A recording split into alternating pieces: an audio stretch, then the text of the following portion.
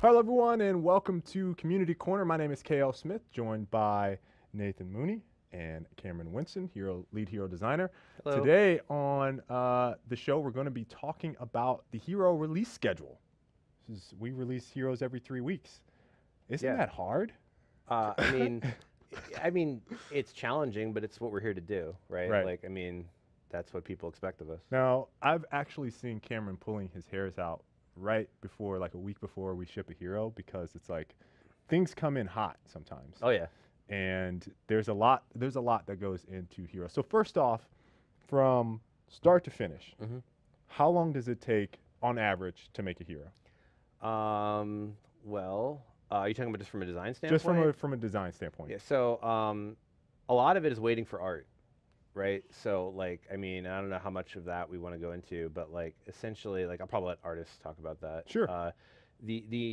What happens is, we know we need a hero, but a lot of times I have heroes on the schedule that go out to like the late months of 2018 already, because we have to be that far ahead as far as like, you know, what kind of stuff, because otherwise we just don't have enough time to produce the art at the quality that it needs to be. Right.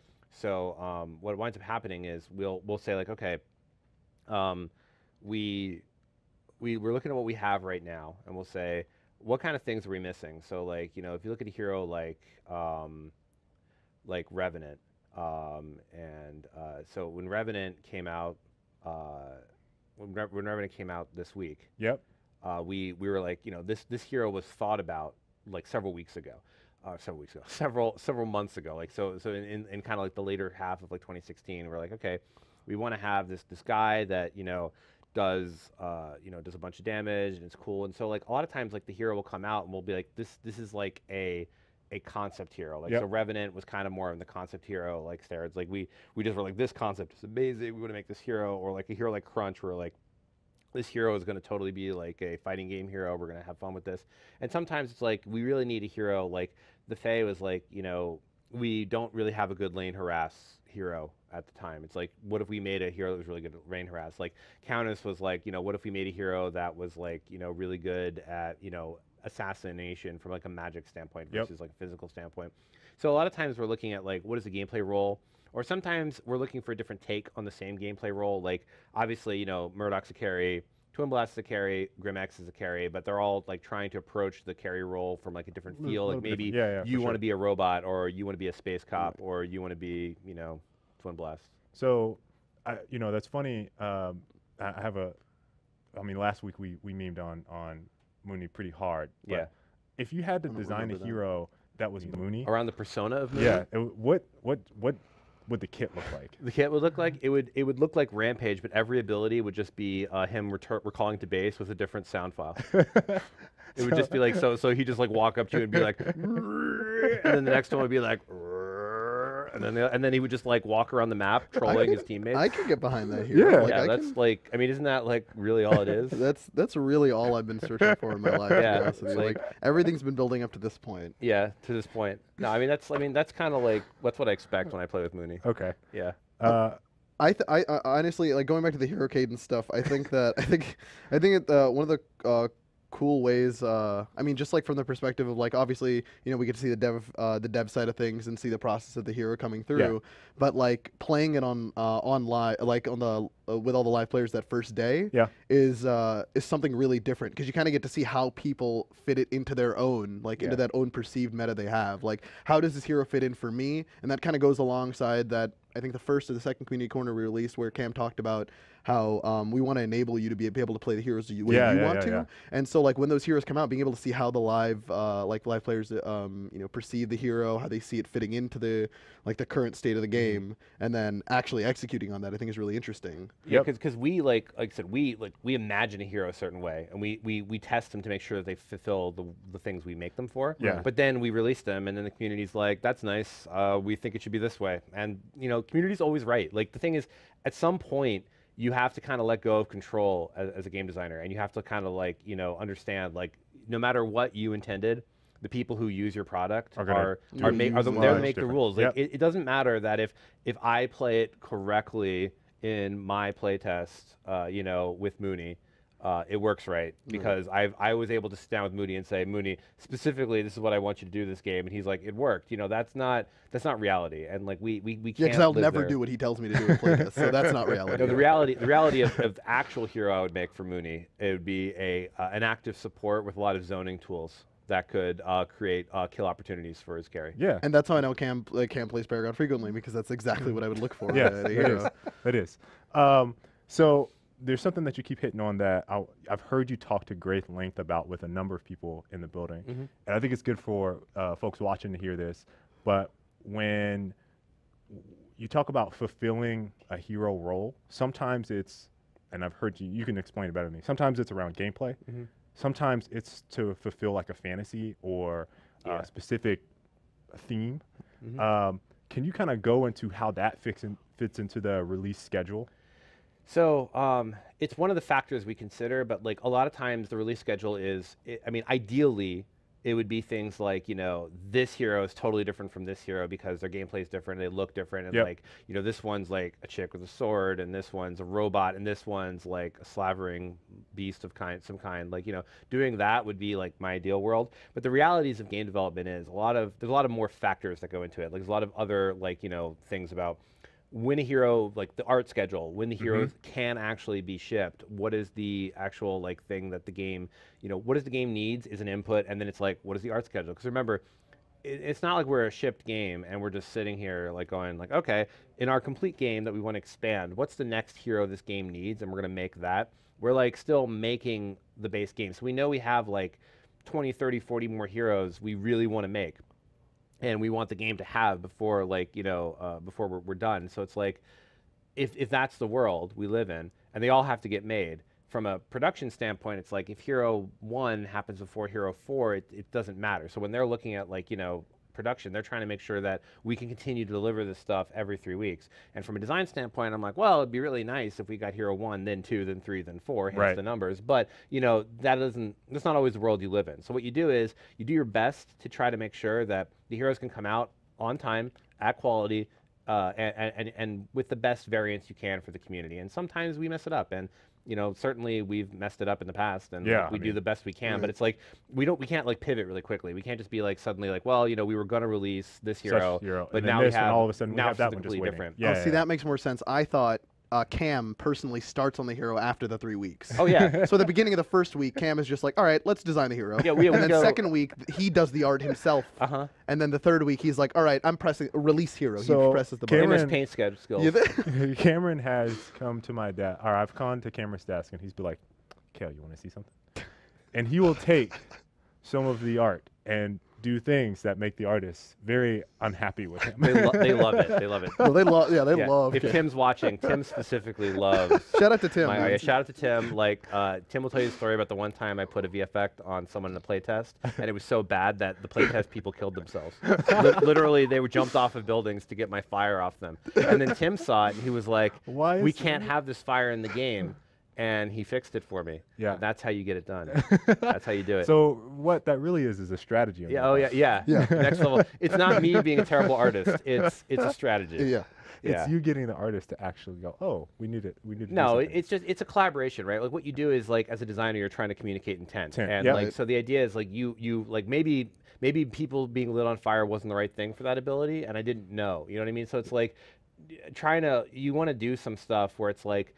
And I'm never going to make good art for a video game. That's just not who I am. I don't know how to do it. So like what I do is I take things that exist and I put them together. That's kind of what any designer does. And so sometimes you put things together in a way that the artists find abhorrent and terrible, and then they come to your desk and they're like, why do you hate nature and all things that are good? And then all you can say is like, and then hope that they still like you. You know, which is like, you know, that's all. I see the classic strategy.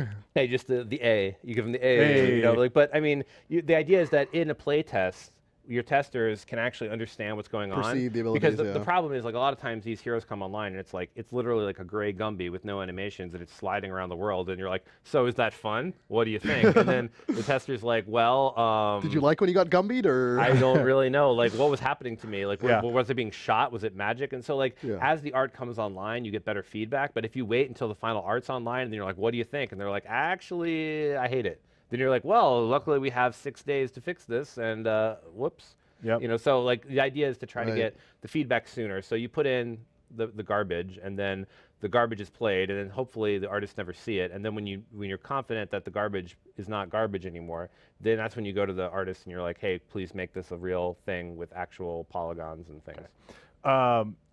So the one thing I was thinking about is how there's a lot of firsts in our game. So this week we have Revenant. This is the first hero to take you to the Nether Realm. Yeah. Right. Which is a realm that did not exist until he was introduced. Yep. There's another hero, Richter, was the first hero and still, I believe, the only hero to have a silence. Yeah. There's going to be a lot of firsts, and you know, we talked in some of the previous community corners about where we're at and where we're going. Is that do you see in a world where more of those abilities, more of those firsts are going to be applied in a different way to new heroes? Well, I mean, we always want to do cool stuff. Like the hero that's coming out after Revenant is going to have another first, right? And One of you my know the one. Yeah. Like, and Yeah. Me and actually, Mooney. you're going to have two firsts.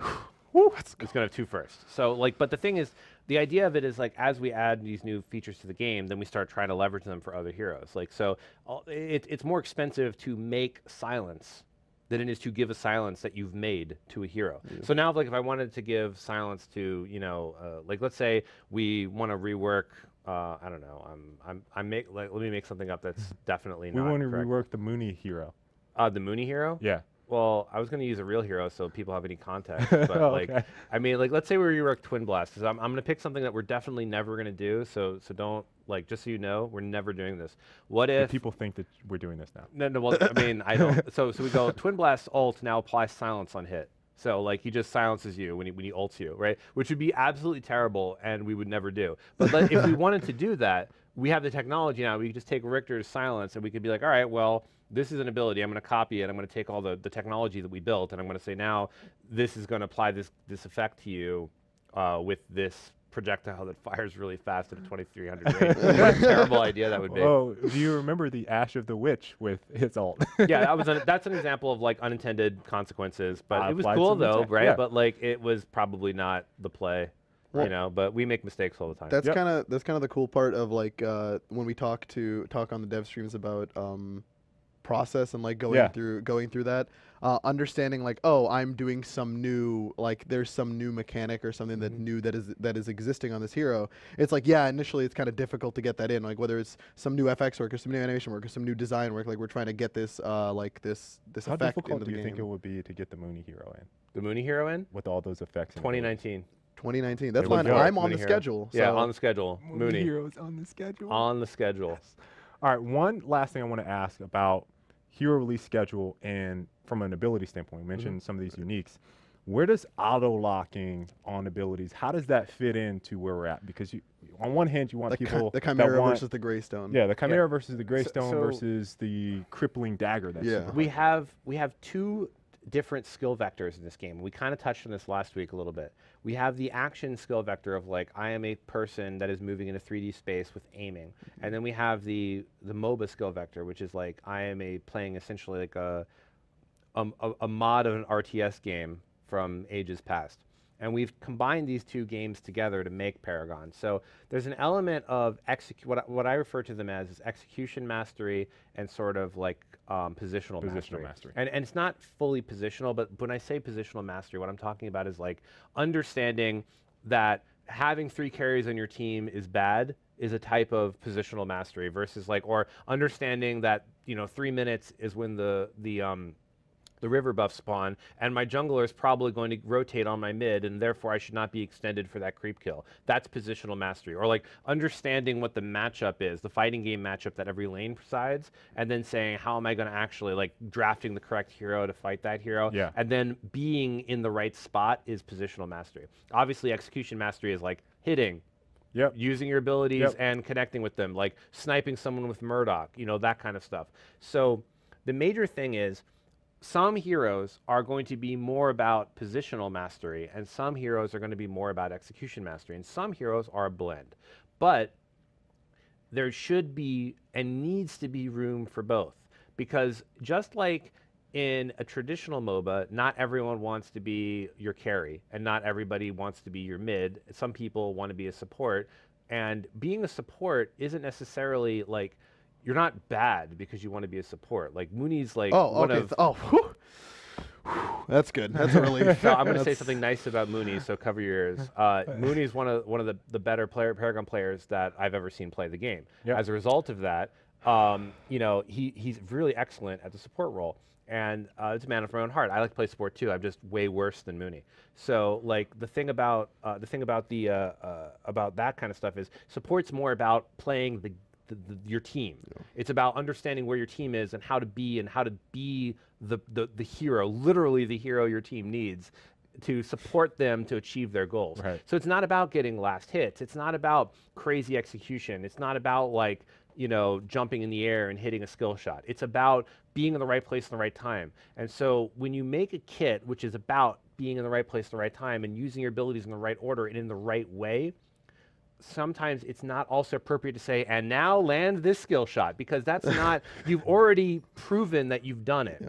And then sometimes it's just literally the ability is, like for example, Murdoch. If Murdoch's laser was a lock-on, it would be the dumbest ability in the world, because it's like there's no mastery in being in the right place in the right time when you can shoot someone from literally anywhere. Yeah. So the only mastery in a skill like that is, can you actually do it? Can you hit that guy really far away? Do you have the eyes to see when somebody's low enough to die? Exactly. So essentially, that is an entirely execution mastery skill. So sometimes, and remember, because we ever make a ranged hero, there's an element of execution mastery and like, can I even hit you with my basic attack? Yeah. Which is something that no other MOBA has. So there's always a floor of like execution mastery in the sense of I actually have to be facing you, targeting on you, and stuff like that. So sometimes with auto lock abilities, the hero is designed to be more of a positional hero. Like, so a hero like, you know, Moragesh is she's like essentially the ultimate expression of a positional hero. This is a hero that requires very, very little, if any, execution mastery. You have to hit with your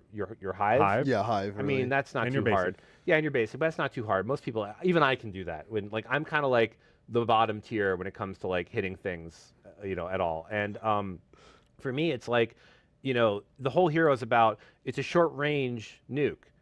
So you are always in danger when you use it. So just combat just space, showing up and doing it is not always going to get you what you want. Now, you know, also, yeah, she was overtuned. We released her. Like, that's just because we messed up. Like, I mean, that's going to happen. Like, certainly we're not perfect. I mean, but as far as like the actual auto lock abilities go, you know, sometimes we just like, it's a question of just, do we want this ability to happen?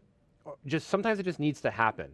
And sometimes it doesn't. Like Decker Ball is a stun that does not need to happen, right? That is a stun that you have to hit. Right.